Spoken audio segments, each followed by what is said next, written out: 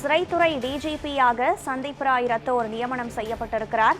கூடுதல் விவரங்களுடன் இணைகிறார் செய்தியாளர் அன்பழகன். அன்பழகன், சிறைத்துறை டிஜிபியாக சந்தீப் ராய் ரத்தோர் நியமனம் செய்யப்பட்டிருக்கிறார். இந்த நியமனத்தின் பின்னணி என்ன? முழுமையான விவரம் என்ன?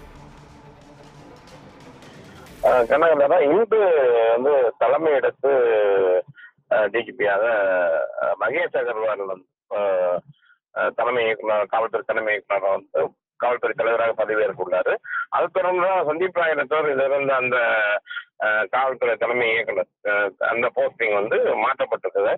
அவர் ஏற்கனவே டிஜிபி அந்த கே சங்கர் அவர்கள் சென்னை கோயில் காவல்துறை அவர் சிறைச்சாலைகள் மற்றும் சீர்திருத்த சேவைகள் அந்த பதவிக்கு அந்த போஸ்டிங்க்கு அவர் போறாரு.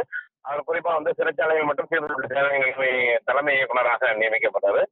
அதே போல அங்கிருந்த சங்க டிஜிபி அவர்கள் அவங்க சிறைச்சாலைகள் சென்னை குற்றப்புலனாய்வு துறையின் அமலாக்க பிரிவில் உள்ள கூடுதல் காவல்துறை தலைமை இயக்குநரகத்தின் தற்போதைய காலி பணியிடங்களுக்கு மாற்றம் செய்யப்பட்டிருக்காங்க. இந்த மாற்றம் என்னன்னா, இவங்கெல்லாம் ஒரு நிரந்தரமான ஒரு டிஜிபி தலைமை இடத்துல வேணுங்களுக்காக இருக்கக்கூடிய மகேஷ் அகர்வால் பதவியேற்குள்ள சூழல் இன்னும் சட்ட நேரத்தில் அவர் பதவியேற்றுள்ளாரு. இந்த சூழல்ல தான் அங்கிருந்து சந்தீப் ராய் மாற்றப்பட்டிருக்காங்க. அந்த தகவல் தான் இப்ப வெளியாயிருக்கு.